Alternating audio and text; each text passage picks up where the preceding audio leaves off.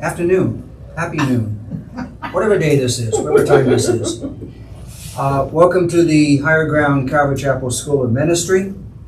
This is the module on the Kinsman Redeemer. Today is going to be Class 5, and we're going to be talking about the topic of the cities of refuge. Let's open in prayer. Heavenly Father, just be with us right now. Watch over us. Father, we ask you to lead us and guide us in this study. Help us just to understand your love for us and the things, the lengths that you've gone to save us. This has all been planned out and part of your plan for centuries, Lord. Even now, Father, just open our eyes, open our ears, open our hearts and minds, and let us receive what you have to teach us. We ask this in Jesus' name. Amen. Okay, for the home audience, since everybody here probably does know me, my name is Dennis Knotts, and I am in charge of the School of Ministry until God brings somebody else to give me a break. So that's where we are. Now, I've been using the book, The Kinsman Redeemer, as a template for putting together a class on evangelism. And so today I'm going to do like I did last week. I'm going to take a little bit step back and not focus so much on evangelism, but other parts of the plan of salvation. And so I'm going to go back to the role of the Kinsman Redeemer. Now, the Kinsman Redeemer was required to be the closest blood relative for the person who needs the services of the Kinsman Redeemer. There are three functions for the Kinsman Redeemer. There was the basic one, and he was the one that redeemed. He was also the avenger of blood, and we're going to be talking about that one today. And then last week we did the book of Ruth, and we were looking at the law of the Levirate marriage. So we've explored the Kinsman Redeemer, we've explored the Levirate marriage, so today we're going to be talking about the third function, which is the avenger of blood. Now this goes back to Numbers chapter 35. I'm going to be doing verses 10 through 28. Speak unto the children of Israel, and say unto them, when you have come over Jordan into the land of Canaan, then you shall appoint you cities of refuge for you, that the slayer may flee there, which kills any person unawares. That means an accidental killing is what we're talking about here. And they shall be unto you cities of refuge from the avenger, that the manslayer die not until he stands before the congregation in judgment. And the idea is that if you have accidentally killed somebody, you are allowed to flee to one of these cities, and the elders of that city, and these cities will be owned by the tribe of Levi, so these are priests, and these elders will listen to your case and decide whether or not the killing was accidental, or is there indication that you may have planned it and intended to do that. So this will give you your protection until you get your hearing.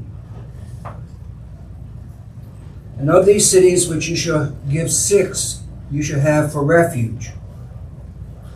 You shall give 3 cities on this side of the Jordan, and 3 cities you shall give in the land of Canaan, which shall be cities of refuge. Now, they probably all would have been in the land of Canaan, except we had Manasseh and Reuben, and there was one other tribe that decided they liked the nice fertile land on the other side of the Jordan River. And so they cut a deal with Moses that if they could have this property now and use that for their flocks and their sheep and all that, then they would be the vanguard in every battle. And so when they went into the land of Canaan to get their property, they were there to fight for their brother tribes, and they would be the front of the battle. And they were not allowed to go home until all the tribes had won the land for them. So because you had 2.5 tribes on that side of Jordan, then you had to leave 3 cities of refuge there, because it's hard to cross the Jordan when you're running for your life. These 6 cities shall be a refuge, both for the children of Israel and for the stranger and for the sojourner among you. Now that's an important thing, because the city of refuge is not exclusive to the children of Israel. And when we're going to be talking about how this is fulfilled spiritually, you're going to see the same thing, that God's spiritual fulfillment of the city of refuge is not exclusive to the Jews, and that everyone that kills any person unawares may flee there. And if he strikes him with an instrument of iron so that he dies, he's a murderer.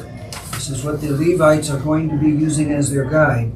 So if you're hitting him with something of metal, you're going to take it, you intended to kill him, and you're not going to be entitled to using the city of refuge.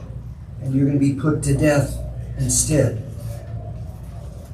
And if he strikes him with throwing a stone, wherein he dies, you're a murderer, and the murderer shall be put to death. So again, if you're throwing something and you're not aware somebody is there, like you're cleaning out the field and you got this big rock and you just heave it, and the guy's right behind you, and that's not intentional. But if you're throwing a rock in his direction, you're going to assume that you meant to kill him. Or if he strikes him with a hand weapon of wood, wherein he dies, he's a murderer, and the murderer shall be put to death. And here they're calling it the revenger of blood, but the term that we've always dealt with is called the avenger of blood. The avenger of blood shall slay the murderer. When he shall meet him, he shall slay him. But if he thrusts him out of hatred, or hurls at him in lying of wait, then shall he die. Again, we're back to talking about the murderer. I mean, if you're hiding when you attack him, if you're thrusting or stabbing him, then yes, you're going to be considered a murderer, and you are going to be put to death. Then, or if it's an enmity that you strike him with your hand, in other words, you're angry, you're yelling, you're screaming, you're threatening, and he dies, then he that struck him shall be put to death.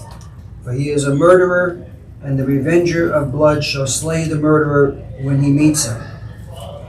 Now there's this process already in place, just so you understand that if somebody murders somebody and they capture him right there, he's doing something and the crowd grabs him, then you go by the traditional method of stoning, where they will stone the person for the murder. And interesting that the idea of stoning is because the 10 Commandments were written on tablets of stone. And so by killing somebody by stoning is symbolic of the law itself being the one that puts them to death. So we're talking about somebody who has committed murder or manslaughter and has escaped or fled.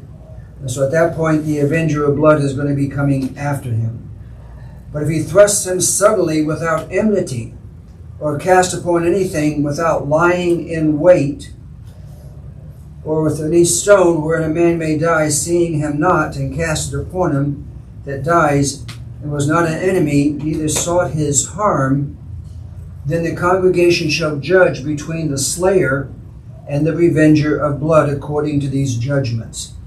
So let's say you're swinging a spear, you're swinging a sword, and you don't know somebody's behind you, then that's the situation. If you're shooting an arrow, like you're going hunting, and you see something in the underbrush and you think it's a deer and you shoot and you kill somebody, these are the things that we're talking about. You might be chopping a tree, and as you swing back, the head of the axe comes off and hits somebody. Those are things, the accidental death, and that's what we call manslaughter versus murder. That's what we're talking about here. And the congregation shall deliver the slayer out of the hand of the revenger of blood, and the congregation shall restore him to the city of his refuge. They're going to send him to the city of refuge. So if he had fled to the city of refuge and now they're making accusations, they have to bring him out. They have to do the trial with the elders of the city. And they do the trial, they look at the evidence, and they come to the conclusion that this person did it by accident. Then the elders will basically give safe conduct, safe travel back to the city of refuge that he had been hiding in. And he's going to, Do they get a paper or some kind of thing proof? people just escort them there to make sure they're safe. And they're going to abide in the city of refuge until the death of the high priest. And to let you know which high priest we're talking about, this is the high priest that was anointed with holy oil. But if the slayer at any time comes outside the border of the city of his refuge, where he has fled, and the revenger of blood finds him outside the borders of the city of his refuge, and the revenger of blood kills the slayer, he shall not be guilty of the blood. So the avenger of blood is not going to be charged with murder if the killer has come outside of the city, wandering around, and the avenger of blood finds him there. Because he should have remained in the city of refuge until the death of the high priest. Bless you. One more. Oh, bless you. Okay. So, he's going to remain in his city until the death of the high priest. That's an important piece of information here. After the death of the high priest, the slayer shall return into the land of his possession. So you've got 6 cities of refuge in the nation of Israel. And all of the manslayers are living in there. And when the high priest dies, everybody goes home. And the cities of refuge are pretty much cleaned out, except for the Levites who live there. So everybody see what that's talking about there? I'm getting kind of a look on the back row there. I was just wondering. There's a question. No, I'm just listening. Okay. I'm concentrating. I was thinking there was a question coming No, up. yeah. Can you repeat it though? That last phrase you made? I'm hearing something in the back row. No, it's all right. Basically, it's the idea that you have 6 cities of refuge in the land of Canaan. And all the people that are guilty of manslaughter are living in those cities. Now, I imagine they have houses, they have rooms, or whatever they might have to accommodate. You're not having to pay for it. And basically, you're going to be able to do your work there, whatever, to get your food and take care of yourself, provide for your family, whatever. But when the high priest dies, everybody is free to go home, and they're going to be emptying out the cities of refuge. And everybody gets to go home to be with their family or the land of their possession. Does that mean there's not going to be any more cities of refuge? Or a new Well, priest? then new the next, priest would come. the new priest is in line, and so it starts all over All again. over again. So that's just kind of the length of their stay. So let's take a look at Joshua when they finally went into the land. The Lord spoke unto Joshua, saying, Speak unto the children of Israel, saying, Appoint out for you cities of refuge, whereof I spoke unto you by the hand of Moses. That was in the book of Numbers. That the slayer who kills any person unawares and unwittingly may flee there. And there should be your refuge from the avenger of blood. And here in Joshua, they call him the avenger of blood. And when he does flee unto one of those cities, he'll stand at the entrance of the gate of the city and declare his cause in the ears of the elders of that city. So he's going to be at the gate and asking for entrance, and they're going to say, tell us what happened. He's going to be making his case to the elders. So that if he qualifies, they're going to be bringing him in, giving him protection. If he doesn't qualify, they're going to send him back out for the avenger of blood. And they shall take him into the city unto him, and give him a place that he may dwell among them. And if the avenger of blood pursues after him, then they shall not deliver the slayer up into his hand, because he struck his neighbor unwittingly, and hated him not before time. And he shall dwell in that city until he stands before the congregation for judgment, and until the death of the high priest shall be in those days. Then shall the slayer return, come into his own city, and unto his own house, unto the city from which he fled. He gets to go back home. And they appointed Kadesh and Galilee and Mount Naphtali and Shechem and Mount Ephraim and Kirjath-Arba, which is Hebron. I like the name Hebron, it's easier. And the mountain of Judah. That's inside the city. On the other side of Jericho, eastward, they're going to assign Bezer, and they also call it Bozar, in the wilderness upon the plain of the tribe of Reuben. And Ramoth in Gilead of the tribe of Gad, and Golan and Bashan out of the tribe of Manasseh. So these are the tribes on the east side, and then you had the tribes on the west side. These were the cities appointed for all the children of Israel, and for the stranger that lives among them, that whosoever kills any person unawares might flee there and not die by the hand of the avenger of blood until he stood before the congregation. So when Joshua completed the conquest of Canaan, he appointed 3 cities of refuge, not refuse, refuge, on the east side of Jordan. And there was Golan, Ramoth, and Bezer or Bozor. They completed the conquest and they appointed 3 cities. I'm having real trouble with my typing, it looks like. On the west side of Jordan, there's Kadesh, Shechem, and Hebron. And here you have a map. Just you have a nice visual aid.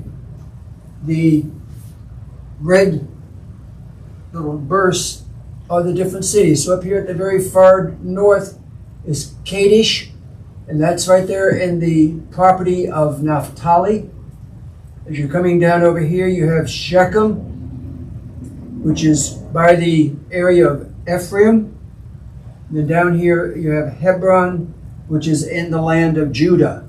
Crossing over the Jordan, you've got Golan up here. And I think, is that Manasseh? I think I said it was. Then you have Ramoth in the area of Gad, and then you have Bezer in the area of Reuben. Those are your 6 cities of refuge. So this is about the closest thing they have to jail over in the land of Israel. Under the law of Moses, you didn't have any options. You were required to pay restitution. And we talked about this process before, that if you owed a debt, if you had to pay restitution, you had to pay that. You couldn't declare bankruptcy. If you did not have the money to pay the restitution, you would have to sell as much of your property, as much of your possessions as it was needed to pay the debt. And if you could not pay the debt after selling everything you had, then you would serve as a slave to the person that you owed this debt to for 7 years or until the year of Jubilee. So that's kind of how the process is working here. Interesting, according to the law of Moses, if you stole something, you had to pay it back with a 20% interest. So it got kind of expensive if you stole a lot of things. Or the law required that you had to be put to death by stoning. There wasn't any other options there. And this was the exception. It applies to an accidental killing. So we're talking about manslaughter and not murder. And the killer has 6 cities to choose from. And there was always this idea you didn't always run to the one that was closest to you. If you knew the guy was between you and that city, you might go some other direction. You might try to slip over the Jordan so that you could get to the city before the Avenger of Blood could catch you. 3 on the one side of Jordan, 3 on the other side. And these cities were owned by the tribe of Levi. Levi was not allowed to own any property because they were the property of God. But these 6 cities were owned by the tribes of Levi. This is the exception to that rule. So this section on the city of refuge, I got it right that time, appeared to be the only section that has mentioned the Revenger of Blood. Now, we're calling this person the Avenger of Blood after Joshua. And there was some difficulty because, again, I had no idea that the kinsman redeemer was to be the Avenger of Blood until one of the, I think it was Chuck Missler, was telling about it. It says, oh yeah, they're the Avenger of Blood too. And I started doing research, and the only real reference to the Avenger of Blood being the kinsman is one of the definitions in the Strong's Exhaustive. They're talking about, the idea of redeeming, and as they're talking about what it means to redeem, they also mentioned avenger as in avenger of blood. So it comes out of the Hebrew. So if somebody actually kills the relative, the Avenger of Blood is assigned the task of tracking them down and killing them. They're supposed to kill them by thrusting them through, so it's a quick and merciful death. You can't take your time killing them or torturing them. So the Avenger of Blood falls under the status of the kinsman redeemer. As I said, the Strong's Exhaustive Concordance, one of the words talking about redeemer does put in the reference that it is the avenger, as in the avenger of blood. So that's the definition. Okay, the cities of refuge are a similitude.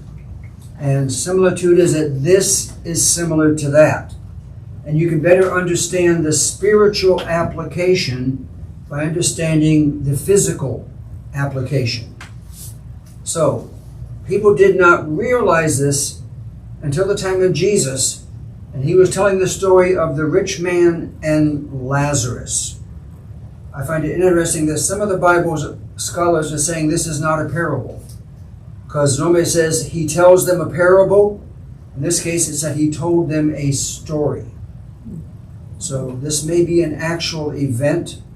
And he also gives names, and they're saying that the parables do not have names, but in this case, Jesus names Lazarus. There's a really interesting discussion. Is this the Lazarus that is resurrected from the dead? And there's no proof of that, but it's interesting. That's the name that Jesus chose. And in the story of the rich man and Lazarus, you actually have where the brother, Lazarus, is saying, let me go home and tell my brother so that they will be aware of this and that they won't come to this place. So again, Jesus does not use the word parable. He says the story. In the story, the rich man and Lazarus were introduced to a place in the afterlife that is called the bosom of Abraham. Now notice in the picture that here at the bottom are all the flames. That is the place of torment. But then you see the gates going into this light, almost like heaven. And the bosom of Abraham was kind of a waiting room for heaven. Now the Old Testament speaks of death. They use the word the grave. They use the pit in the book of Job. It's called hell. Psalmist calls it Sheol. But basically, it's where you go when you die. Now, when I was growing up, I was under the impression that hell was just that. It was fire and brimstone and burning and tormenting and suffering. But hell is referring to the afterlife. There is, I guess for lack of a better description, it is a waiting room. Now, for those who do not accept Jesus as their Savior, they are in the side of torment, and they are being held there until the Great White Throne Judgment. At the time of the Great White Throne Judgment, anybody left over here in hell will be taken out and sent over to the Great White Throne Judgment, and then hell will be empty. Nobody else will be there because it's all done. And you have this side, the bosom of Abraham, which is for believers in the Old Testament. And it does not mean they have to be Jewish. It's the fact that they believe that God is going to save them, that God is going to spare them. And they are looking forward to the Messiah that God has promised.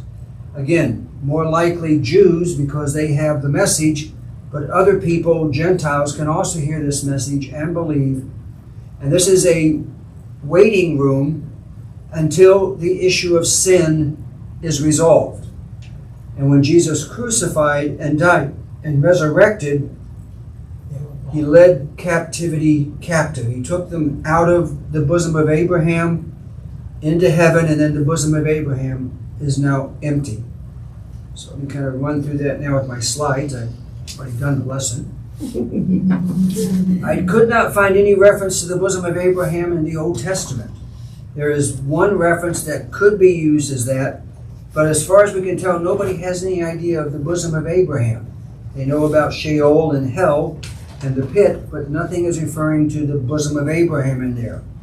So, until Jesus tells the story of Lazarus and the rich man, we don't know anything about it. So Jesus is telling the story.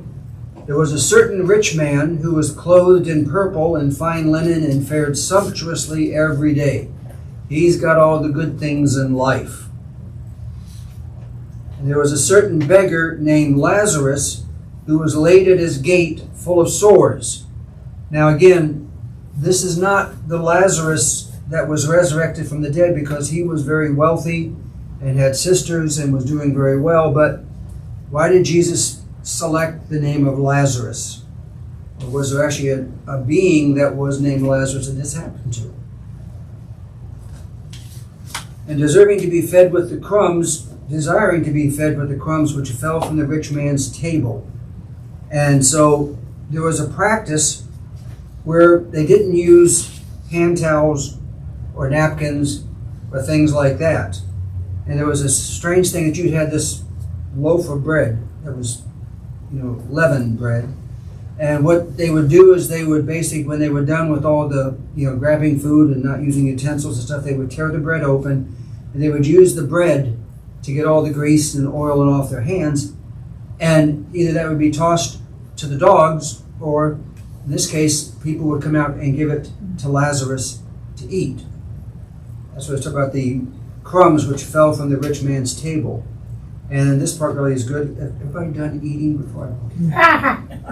The dogs would come and lick his sores. Again, he was covered in sores, and this was the way the dogs would minister to him, and the acid in the dogs' tongues would help, kill the germs and stuff like that. And it came to pass that the beggar died and was carried by the angels into Abraham's bosom. Again, this is the first reference of that. And I think it's only in the Gospel of Luke that we have this account given. And the rich man also died, and notice he was buried. So this is one of the pictures there with Lazarus with Abraham in the bosom, and then the rich man down in the tormenting of the flames. And in hell, this is the rich man, he lifted up his eyes, being in torments, and saw Abraham afar off and Lazarus in his bosom. And so this was the guy in flames, in torment, suffering. And the rich man cried and said, Father Abraham, have mercy on me and send Lazarus, that he may dip the tip of his finger in water and cool my tongue, for I am in torment in this flame. I thought this was an interesting graphic picture for us. But Abraham said, Son, remember that in your lifetime you received good things, and likewise Lazarus evil things. But now he is comforted and you are tormented. And besides all this, between us and you there is a great gulf fixed, so that those who would pass from here to you cannot, neither can they pass to us that would come from there. So neither side can cross over. This is one of the pictures off the internet I pillaged. And again, there's the great gulf. You can't get across it. You can't get past. You are where you are until it's time for you to leave. Then the rich man says, I pray you therefore, Father, that you would send him to my father's house. And again, it's Lazarus. I just kind of wondered about that, what the reason was. For I have 5 brethren, that he may testify unto them, lest they should come into this place of torment. Go back and tell them it's all real. You need to change things now while you can. Abraham said unto him, They have Moses and the prophets. Let them hear them. And the rich man says, No, Father Abraham, But if one went into them from the dead, they would repent. Give them a miracle. Freak them out. And he said unto him, this is Abraham speaking back to the rich man, if they hear not Moses and the prophets, neither will they be persuaded, the one rose from the dead. And in this case, it's a reference to Jesus. Jesus has come back from the dead, and they still will not listen. There's an extra slide I forgot to take. Okay. Jesus knew what took place after death.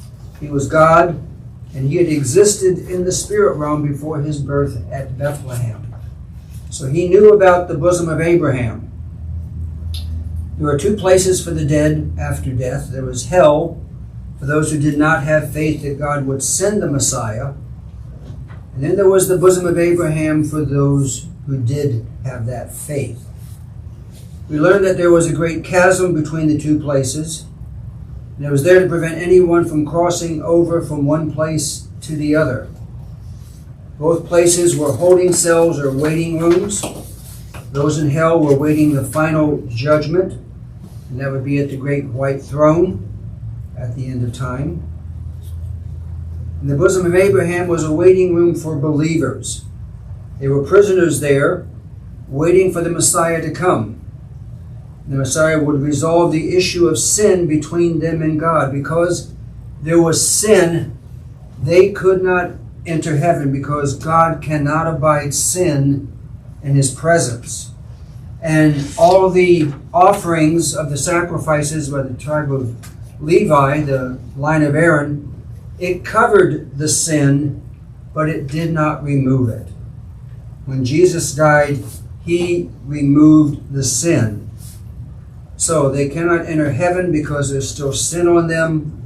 Again, the sacrifices of Aaron could only cover it, but not remove it. So the closest we can reference this is the Old Testament, Psalm 68:18. It says, you have ascended on high, and you have led captivity captive. Out of all the Old Testament, that's about the only passage I could find that even hinted at something like the bosom of Abraham. And the only reason I found this one was because Paul was using this in his discussion as to what Jesus was doing during the 3 days that he was in the tomb. Ephesians 4:8. Wherefore I say, when he ascended on high, he led captivity captive and gave gifts unto men. So he's referring to the bosom of Abraham when Jesus died on the cross. Jesus went into the bosom of Abraham, and he presented himself as the Messiah that they were waiting for. You know, God promised you a Messiah. You're sitting here waiting for me. Well, guess what? Here I am. This is me. I find it interesting that there's no evidence that they had to reaffirm their faith. There was this law, or probably more of a procedure, in dealing with contract law, that the law cannot be changed, the contract cannot be changed unless both parties agree to that change. So let's say you have a car policy, car insurance, and you decide that, I really don't like having to deal with this fact that a bunch of people are driving around that don't have insurance. I would like to add uninsured motorists to my insurance policy. Well, you have to contact your insurance company. They have to be willing to offer that. Both sides have to agree to the change, and then, it becomes effective. Maybe extra money, you sign something, whatever it might be. You cannot go in and change the policy on your own. I like to have $1 million coverage instead of $500,000. So, when you have an accident, I got $1 million coverage. Really? When did that happen? I made the decision 6 months ago. Did you ever notify your insurance company? No, not going to be in effect. And so it's the idea that this contract is in effect, and if there's any changes to that, then the parties have to agree to it. So with God's plan of salvation, that was a contract of salvation. And it said that God would send the Messiah. The Messiah was never identified by name. And so all these people were waiting for a Messiah, whoever that might be, that God was going to send. That was their faith, and they were in the bosom of Abraham. Once Jesus went to the bosom of Abraham and identified himself as the Messiah, now you have to recognize the fact that Jesus is the Messiah, and you have to ask Jesus to forgive you. After the cross, after the resurrection, they changed the contract. And everybody coming now is under the new part of the contract that you have to recognize Jesus as the Messiah. But when Jesus went into the bosom of Abraham, there wasn't any indication of anything different that they had to do. He went in and presented himself, and then he led them out of the bosom of Abraham. They were captives there because of their sin. So they went ahead and was on the earth, like regular human. They went, you said captive. They're in the bosom of Abraham. They're down in hell. In our picture we had, your picture. Well, not the ones that had faith and believed in the Messiah. Yeah. They're in the bosom. Let me get back to my visual. There it is. What you have is when people die, they go to one of two places. So all the ones that die without believing the Messiah will come, go over here for the place of torment. Those that believe the Messiah is coming over here in the bosom of Abraham. So these are people that are dead. They're not on the earth. They're dead. They're in the grave. And Jesus mentioned that he would be 3 days and 3 nights in the belly of the earth, the same way that Jonah was 3 days and 3 nights in the belly of the whale. And so that tells us that the hell is literally in the center of the earth. And that's all molten. So that is really definitely a place of torment. And they also talk about the bottomless pit, which is under the sea. Well, in order for something to be bottomless, you have to literally be at the center of the earth, because every way you move is then down. So that is where you had one side over here, you had hell for humans, with the place of torment in the bosom of Abraham, for those that believe. And then over here, in the same center of the earth, is the bottomless pit for the demons and the fallen angels and those that are there, that they cannot escape from. I guess I'm getting mixed up. So will they still be there until Jesus comes back, and then he gets them and all of us and we go up? No, when he died, Well, that's what I thought. the issue of sin was resolved. Okay. So he went into the bosom of Abraham. He declared himself to them. They go, "Oh, you're the Messiah we've been waiting for." He said, "Yep, come on, let's go." Okay. And he empties out the bosom of Abraham and takes them into heaven, Yeah, okay, that, because the issue of sin is no longer separating them from God. Those that did not believe are still down there they're waiting. still, yeah, Yeah. okay. I guess I'm mixed a little. So again, I think I'm on slide 76 now. Both places are holding cells or waiting rooms. Those in hell are waiting the final judgment. They're going to be there until the great white throne judgment at the end of time. The bosom of Abraham is a waiting room for believers. They were prisoners there because of their sin. They could not leave. They were waiting for the Messiah to come, and the Messiah would resolve the issue of sin between them and God. So they could not enter heaven because they still had sin on them. Again, the sacrifices of Aaron could cover it, but could not remove it. So again, this is where I was at. The Psalm 68:18, "You have ascended on high and you have led captivity captive." And Paul is quoting this in Ephesians 4:8. "Wherefore he said, when he ascended on high, he led captivity captive and gave gifts to men."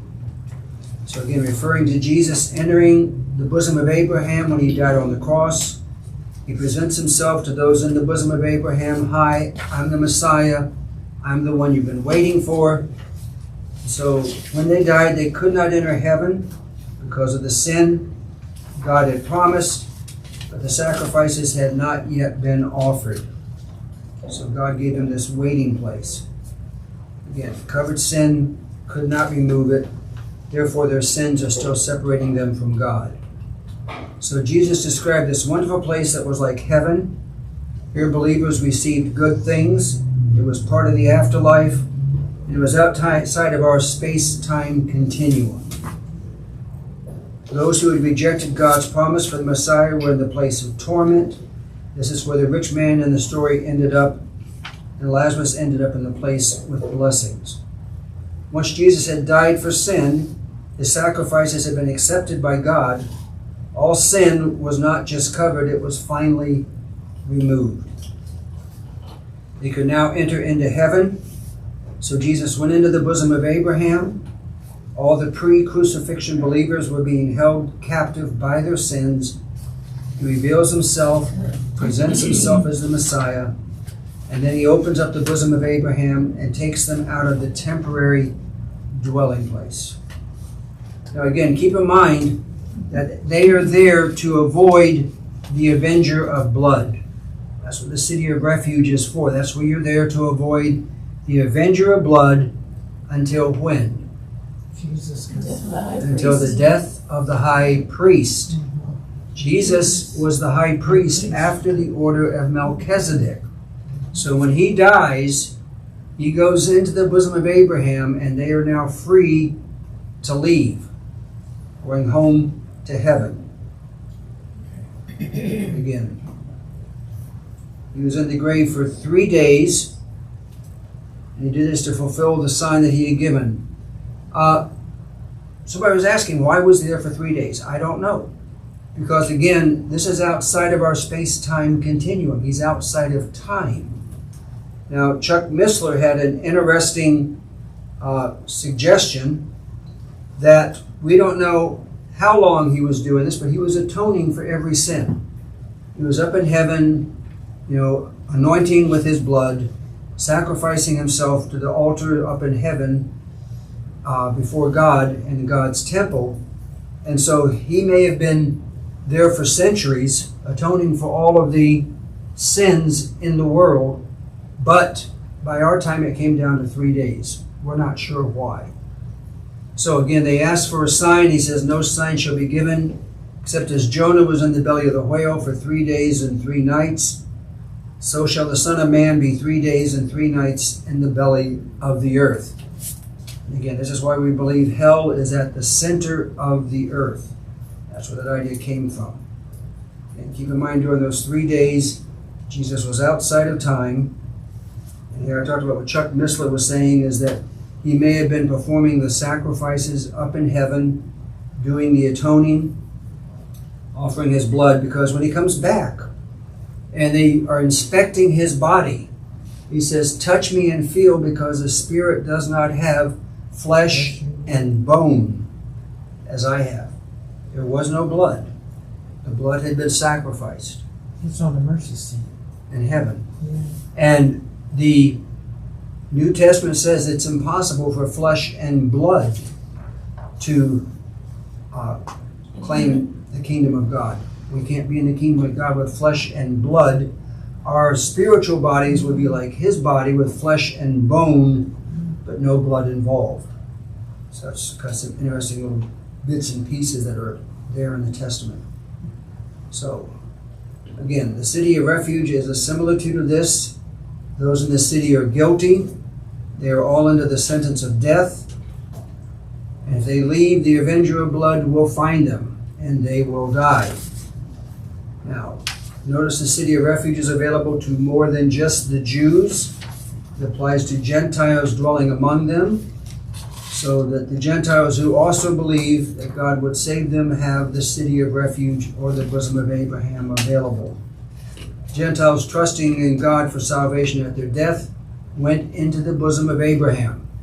Gentiles living in Israel could flee to the city of refuge and have the same protection. The city of refuge was designed for those found guilty of killing. They had to be removed from the land so the land would not be polluted. So they lived in the city of refuge. They would spend the rest of their lives there. They could not leave. They were captive in the city of refuge until the death of the high priest. Those in the bosom of Abraham stayed in the bosom of Abraham until the death of our high priest. That would be Jesus. So he's our high priest after the order of Melchizedek. He died and went to the bosom of Abraham and cleaned it out. So the bosom of Abraham is now empty. There's no longer any need for it. So his purpose has been fulfilled. All the sin has been atoned for. So when believers die since the crucifixion, sin is already resolved and they can go directly into heaven.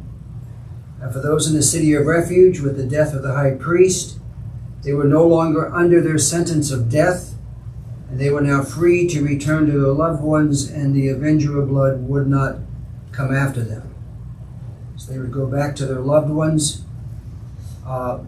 We will go to be with our loved ones in heaven. So the city of refuge was introduced as the third role of the kinsman redeemer, which was the avenger of blood. When does Jesus assume the role of the avenger of blood? Right now we're living in the age of grace. Jesus does not judge. In fact, the Gospel of John says that if somebody rejects me, I judge not. He is not judging at this point. Judgment is being withheld, either until you die or until we get to the tribulation period.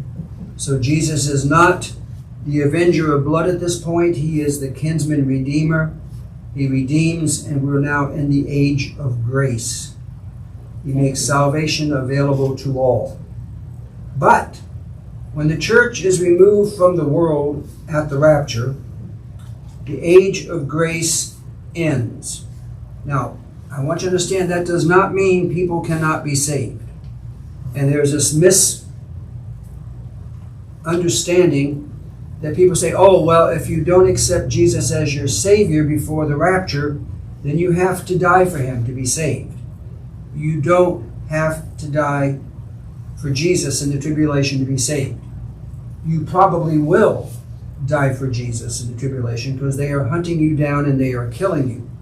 But you are saved when you accept Jesus as your Savior, the same as it is on this side of the rapture. That's just the difference. So the age of grace will end, and at that point Jesus becomes the avenger of blood. This is his role during the tribulation period. Revelation chapter 4, you have where John is on the Isle of Patmos.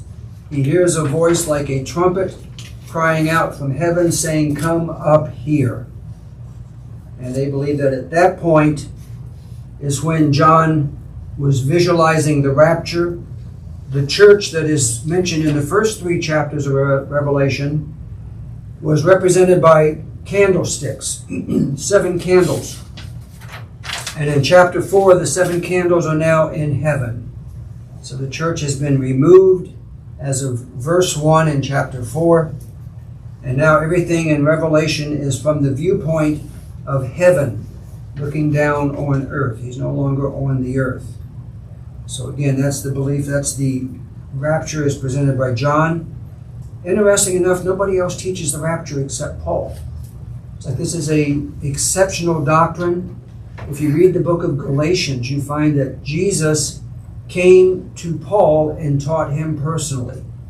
He was in the desert for 3.5 years.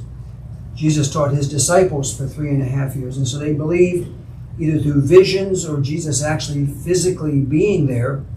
He taught Paul one-on-one for 3.5 years and prepared him for his role as the apostle to the Gentiles.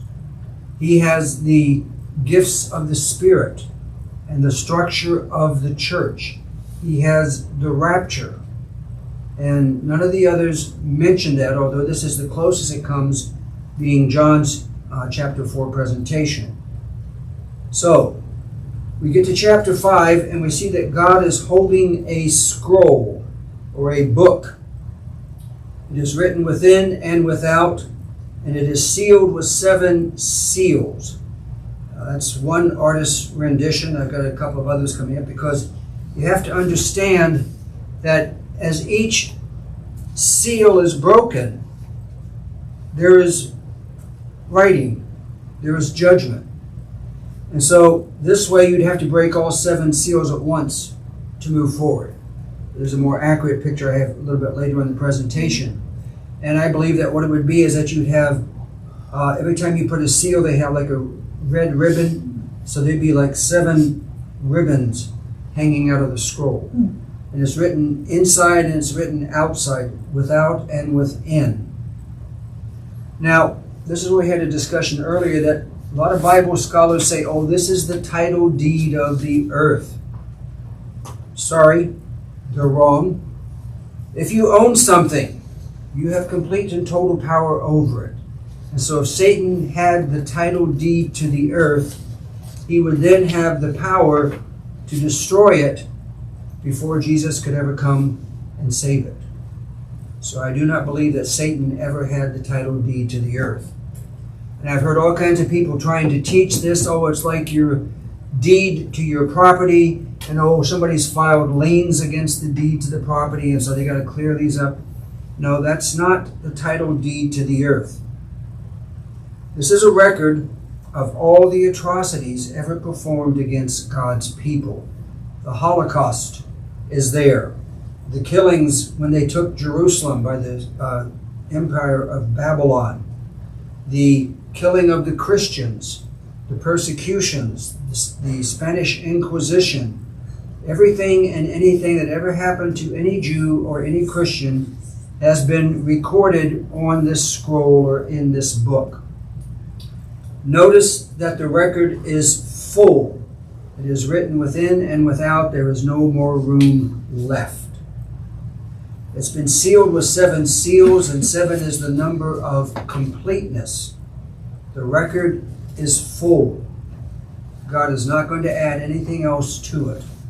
It is now complete, and as a result, he has the completed record. Now notice how this one is set up. Here you break the first seal. I don't want to trip over something. You break the first seal, and part of the scroll can open up and show you what was written there. Then you break the second seal, and more of the scroll can open up. Then you break the third, the fourth, all the way down to the last seal. That way, as you break it, information is revealed. Is there something about having, when all this is poured out, even the grace of God, it was only like a fourth came forth and a third of it, and then finally at the end, like wham. Grace is gone. Okay. This is the wrath of God. And Paul says, we have not been called to wrath. No, we haven't. That is why the Christians have been removed. Now with the 5th seal, and the 5th seal actually takes place 1,260 days after the rapture. That is the middle of the 7-year period. And on the 5th seal, that is the great martyrdom. All the believers left in the world are taken out of the world through martyrdom and beheading. It's not a rapture, it's martyrdom with beheading.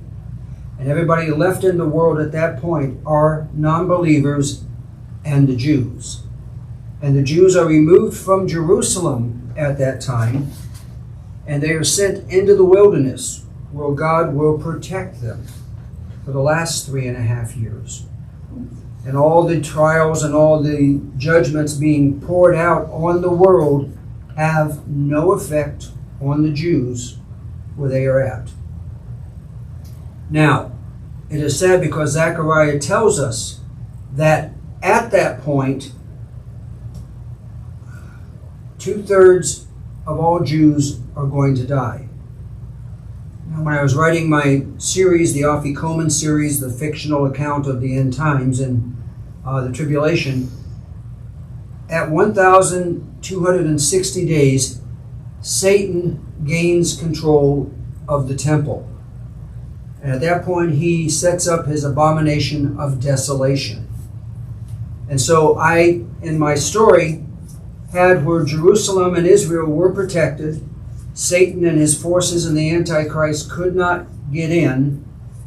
And at that point, the protection is removed.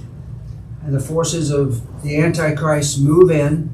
And I believe that as they are defending the temple, 2/3 of all Jews will die trying to defend the temple and protect it from Satan and his forces. At that point, the 1/3 of the Jews that are left will go into the wilderness, and that protection will then be extended to them in the wilderness, and Satan and the Antichrist cannot touch them. At 1,260 days, we have broken all 5 of the seals. So now we have the 6th and the 7th seal. And the 7th seal will be the Great Tribulation and the pouring forth of the sounding of the horns and the pouring forth of the vials of wrath and greater judgment and greater destruction upon the earth. And again, the Jews will be immune to that. So, the book has been kept until after the church has been removed. The Jews have pretty much been put into protection. The church is gone. So God has filled everything in, nothing else left to add, and He's now offering it. Now, there's no one worthy to take the scroll from God's hand. It means that there's nobody there to qualify as the avenger of blood. So John is weeping until the angel shows him somebody who is worthy. And the angel says, "This is the Lion of the tribe of Judah." But when John looks, he sees a lamb that had been slain. That is how he is coding Jesus to the believers outside of the Isle of Patmos. He can't just send information like this because it has to go through the Roman government. You know, they're the mail carriers. And he's in exile on Patmos, so he has to get this letter off of Patmos through the Romans back to the churches. So it's all encoded in symbol and images. So this is how he identifies Jesus as the one who is worthy to take the scroll. He's the Lion of the tribe of Judah. He's also the Lamb that was slain, and the Roman that's checking the mail looks at this and goes, "I don't know what this guy's babbling about. Send it out of here." So, again, this is Jesus. Jesus is worthy to receive the scroll. What does that mean? As the kinsman redeemer, it now falls to him to assume the role of the avenger of blood by accepting the scroll. He now will avenge every atrocity against the Jews and against the church. And so here we have a more accurate picture of the scroll, and God is handing it, and that is Jesus who is accepting it. At this point, Jesus steps back from his role as kinsman redeemer, and again, people will still be saved through faith and grace, and they will all be removed as of the breaking of the 5th seal. Those that can be saved will have been saved. Those that are left are not going to be saved no matter what happens. He assumes the role of the avenger of blood, and the tribulation is God pouring out his wrath upon the world for what it has done to his children. Jesus breaks each of the seals, and judgment is poured out on the world, not the people. At the end of this tribulation, Jesus returns to the earth to claim it and to sit on his throne in Jerusalem for the 1,000 years, or as we refer to it, the millennium. He then shifts to the final role of the kinsman redeemer, and that's to fulfill the law of the Levirate marriage. Who is the widow? Why are there no children? Well, Israel, which is represented by Naomi in our last lesson, was married to the law. The law cannot produce life, it can only produce death. Jesus marries the church, which is represented by Ruth in the last class, and they live happily ever after, forever. Any questions, comments, discussions before we wrap everything up? I was just thinking about something my mother and I discussed. So the great white judgment? Yeah. that's for non-believers? And it's for non-believers. So what's the judgment all about if they're not gonna be with Jesus? Or is there a God is- chance they're gonna be with Jesus? God is just, Uh-huh. and He is fair. And so these accusations have been made that they never accepted Jesus as Okay. their Savior.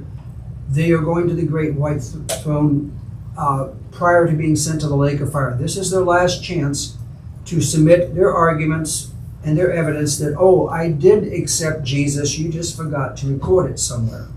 That is why all the books are opened, and anybody standing in front of the great white throne is then available to go through any one of these records and Let's search see if their them names there. and find if they can find any, I remember on September 10th, I think it was like 1971 or 72, I was doing this, and somebody said, would you like to accept Jesus as your Savior? And I remember I said, yeah, I'd like to do that.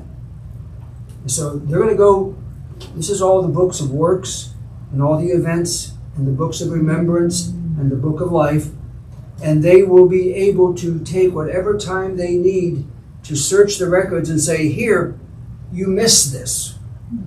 Which we know he didn't. We know he didn't. But being fair and being just, he has to give them the chance. No, I still, it's just it just seems odd. Well, go ahead. I'm not. Well, no, it just seems odd. Then what's the purpose? You just shared what the purpose is. It just seems like a waste of time. Well, God is fair and God is just. Right. You may know you caught the guy with the gun in his hand, Yeah. and 5 witnesses said he shot this person to death. You still got to go to court. I think, in my discussion with my mother, it's just that if it's a judgment, it's like, okay, so there's a chance somebody out of there was going to go to heaven. No, right? But these people have never had the chance to stand before God and make their case. And that's what this is for. I see. And of course, everybody there was there for the reason, and everybody there was going to end up being put into the lake of fire for all eternity. Now, at the same time that this is taking place, over here is the Bema seat. This is where all the believers, and I'm going to include the Jews in this, because I don't believe there's a separation in God's eyes of Old Testament and New Testament, Jew or Gentile. They're all His children. They're all His believers. There you're going to be judged upon your works, and the end result is reward. Salvation is already secured. That's not an issue. You're not going to be losing that, otherwise you'd be back over here. This is the law of Moses. This is the judgment. This is the law of grace. This is Jesus. This is the believers. And what you do will be judged by fire. And if you put everything, all of your works on the altar, anything that was done for the motivation of love for Jesus will survive. Yeah. That's your silver, gold, precious stones. Anything you did for another motivation, like for your own glory, and you want to be recognized, or you were carrying the groceries in the house because you wanted to, get a date with a girl, burned, gone. And this is between time. Earth is now ended, and we have this wonderful scene in Revelation where Satan is released, and after 1,000 years he goes to the people of the earth and he starts, trying to rile them up again. And it's amazing that there are so many people that have lived under the rule of Jesus for 1,000 years that don't want to be under Jesus. That is something I just can't grasp. But there are so many of them that it's like the sands of the sea gathered around Jerusalem. And this is the moment of ultimate truth. You're up against God, and you think, I'm in pretty good shape, I'm pretty buff, I got a really good weapon, we're going to take Jesus out, and we're going to take back the earth. And before you can even say or do anything, God is holding every atom, every physical piece of mass in the universe together with His hand. And He's going like, I am so tired of this. And every atom blows apart. Nuclear explosions, and Peter describes it as a fervent heat. The elements, which is the smallest piece of matter that they had back then, melt with fervent heat and a great noise. He is not kidding. The entire universe, our entire dimension, every planet, every star, every galaxy instantly vaporizes into a nuclear explosion and there's nothing left. So time ceases. Our universe is gone. Our dimension has ceased. So, over here at the Bema seat, we have all the time we need for being evaluated and being tested and being rewarded by Jesus. Over here you have the great white throne under the law of Moses. Everyone is judged. Everyone will have the chance to do their own research, to bring their evidence, to make their arguments to the judge before he hands down the final decision, yes or no, heaven or the great lake of fire. When that is done, then according to Revelation, I saw the new heaven and the new earth, for the former ones were passed away. And that is what Jesus has been preparing for us. I go to prepare a place for you. That's not heaven. That's like a tent. Yeah, I got this tent set up in the backyard until I get the house finished. The new heaven and the new earth is what Jesus has been preparing for us since the day he made the promise. And eye has not seen nor ear has heard what is entered into the heart of those what God has in store for those who love him. And that's why it cuts off. Bev would ask me the question, so when is the marriage feast of the Lamb? Yeah. And we looked, and there's the invitation mentioned in Revelation, but you never see it. You never see it because it is on the other side, under the new heaven and the new earth. Because at that point, the church is still there, and the church is still called the bride. The Spirit and the bride say, come. So that's when it takes place. Now going back to your comments, those that work iniquity, those that are homosexuals, those that are liars, those that witches and things like that, they will not be there. Now, they might be in the lake of fire. They won't be where? They won't be in the new heaven and the new earth. Okay, all right. But those in the new heaven and new earth, we may have been that in this life, but God is going to present us to Jesus as a bride without spot or blemish or wrinkle. So whatever is wrong with us here is going to be resolved before we get there. So yeah, you have believers here that are like that. And when we die, God is going to take care of that issue and transform us and change us. So I think that's the interpretation of the verse you were mentioning the last time we were having our discussion. Yeah, there's still a lot of questions, but that's down the road. So the 1,000 years, what's the purpose of the 1,000 years and then releasing Satan again? You don't ask simple questions, do you? Well, no, it's my mother. You blame it on her because we discuss this stuff and it's like, okay, Mom, you got, and then I start questioning. I'll give you my simple answer, because that's how God planned it. Right. There are mysteries that we will not know. No, because if you read Daniel chapter 9, there is a list, a to-do list for the Jews. Daniel has been reading the book of Jeremiah. He finds in the book of Jeremiah that there is going to be the time after 70 years in captivity where they go back to Jerusalem.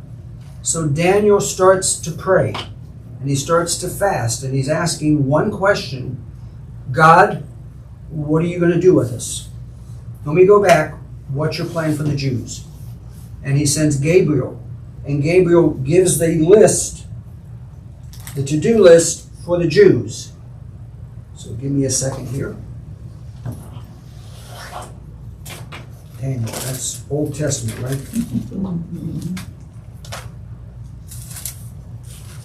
So Daniel chapter 9,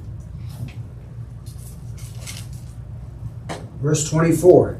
70 weeks are determined upon your people, which is the Jews, and your holy city, which is Jerusalem, to finish the transgression, to make an end of sin, to make reconciliation for iniquity, to bring in everlasting righteousness, to seal up the vision and prophecy, and to anoint the most holy. Now, at this point, what is left is for them to anoint the most holy, which is the Messiah. So the last to-do thing on the list is that Jesus is going to come. The Jews will have recognized him as their Messiah, and he will assume the throne of earth, and they would have anointed the most holy, and he would have ruled. Now, again, we talked about this before as to what are you being saved from. If you're having love, if you're basically asking people to love, you have to have a choice. So Satan has been removed for 1,000 years under the rule of Jesus to show the heart of man. And after 1,000 years of living with Jesus, being ruled by Jesus, without Satan, without the demons, without the fallen angels, Satan is brought out and they're tested once more. And there is enough of them to make it like the sands of the sea around Jerusalem that do not want to live under the rule of Jesus, even though he gave them a paradise. Wow. That's the final testing. You know, well, gee, if we hadn't fallen in the garden, we'd all be happy right now. So Jesus is giving them that 1,000 years, like being in the garden, without Satan, without the sin, without the demons tempting you. And who are the people in the 1,000 years? There are those that actually survive the tribulation Okay, period. that's what I thought. Okay. Anyone who has taken the mark of the beast Mhm. or who has worshipped the beast will be destroyed when Jesus returns.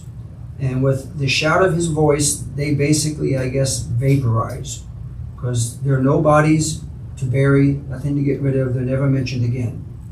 But those that have not taken the mark of the beast, those that have not worshipped the beast, and there will be those that have not accepted Jesus at that point because they were not part of the martyrdom. These are the people that made it through the tribulation. And they will then benefit with the rule of Jesus. We, the Jews and the Gentiles, will come back and be ruling with Jesus on the earth, keeping the peace. And for 1,000 years, these people that had survived the tribulation will be marrying and having children and reproducing for 1,000 years. They say if you die at 100 years, you died like a baby. That's how long your life is going to be. So you figure probably like Methuselah, 969 years is a regular life for you. So everybody's pretty much going to live through the entire 1,000 years and have lots and lots and lots and lots and lots of kids. And Jesus will be blessing them all. He'll be ruling over them all. He'll be providing for them all. It'll be paradise, no sickness, no injuries, no disease, no pain, no poverty, no suffering. And at the end of the 1,000 years, let's put it to the test. And so Satan is released. Okay, how many of you guys like it here? Brrr. How many of you guys want to rebel? Brrr. Okay, let's go. So there'll be some people that will, Still would These not. still not Children. read. So after, so the Jews that do not accept Christ, that live through that 1,000 years, what will happen to them? There'll probably be those that are, well, the Jews that don't accept Jesus would be very unlikely because he pours forth his Spirit upon them and opens their eyes to the blindness. And, you know, it sounds like the entire nation of Israel has finally been saved. But if there were Jews that have not accepted Jesus as the Messiah, they're going into the millennium. It'd be like anybody else. There'd be no distinction between Jew or Gentile at that point. So is it only unbelievers through the tribulation that go into the 1,000 years? Or That will both? be living there because everybody else is Just dead. unbelievers, okay. Yeah, everybody else is dead. And if you're a believer, you're up in heaven and you'll be coming back with him. If you worship the mark of the beast or had the mark of the beast, you're going to be destroyed by the power of God's word when Jesus returns. Because at the end of the Battle of Armageddon, you have the situation where Jesus is coming back. They talk about the sword in his mouth. And it's got the whole armies of the earth are there, and they are fighting each other at the Battle of Armageddon at the end of the tribulation. And they're trying to kill each other, and the battle is so intense, the blood has risen to the horse's bridle. And we're talking about in the Valley of Megiddo, which is probably like 50 to 150 miles wide. That's a lot of blood. And those are the ones that have died in the Battle of Armageddon. When Jesus appears in the air, they all get this idea, let's team up. They all take their weapons and they start shooting at Jesus as he and his army are coming out of the sky. And so at that point, with the shout, boom, everybody's dead except for the Antichrist and the false prophet. And those are cast physically into the lake of fire before the millennium. They're the first inhabitants there. And then you have the millennium, and then the testing, and then the two judgments, and then you have the new heaven and the new earth. Yeah, they said, someone said, people have the idea that once Jesus comes back from the rapture, gets to church, he goes back, and almost instantaneously he comes back again. He said, no, the 7 years. Antichrist, yeah, all that has to happen. Yeah, I read that Daniel was told that there was 70 weeks from the time that Nehemiah was given the decree to go back and rebuild the walls of Jerusalem to the coming of Messiah was to be 69 of those weeks. And it's a set of 7 years. Each week is 7 years. Each year is 360 days. That's the year of prophecy. That's 177,880. 173,880 days. From the date the decree was signed until the Palm Sunday was that long. Jesus presents himself as the Messiah. The priests reject him. That's the end. The clock stops. And there are 7 years left to go. And he is now using the Gentiles instead of the Jews. When the church is removed, then that last 70 week begins to run with him using the Jews for the last 7 years. Yeah. Wow, that's totally It's off exciting, topic. but it keeps the Jews. But we'll be going through Daniel Yes, that's soon. what, I know, I gotta start writing that one.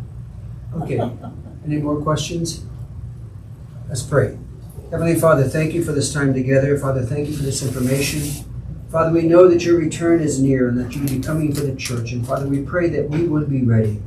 Father, even now we pray for Jerusalem. We pray for the peace of Jerusalem. And Father, I believe you want to use this current war to put the final pieces in place for the last prophecy so that we can be ready when the prophecy is fulfilled of you coming to claim your church.